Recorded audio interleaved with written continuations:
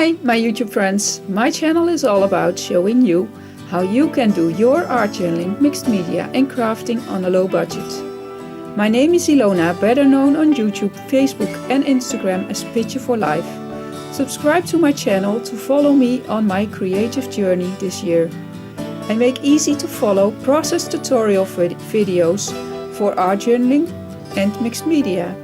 And for today's page I'm using the prompts from Mission Inspiration February. I'm arting out some feelings that I have inside me regarding my son, and some of you may know he has autism, but also I work with kids with special needs, kids with autism, ADHD, and I see them struggle. I see my son struggling, and he's 22. I see these young kids struggling, being in this system that asks all these things about them, and they don't fit in. And I see them not being happy. And I wonder, what can we do to change this?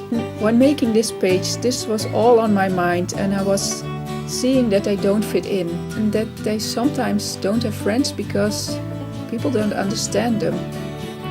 And my heart was really aching. All these feelings and all these thoughts ended up in this art journal page. And I don't have the answers, but this is my way to let it all out. So if you have any thoughts on this subject, you can always leave them in the comment section.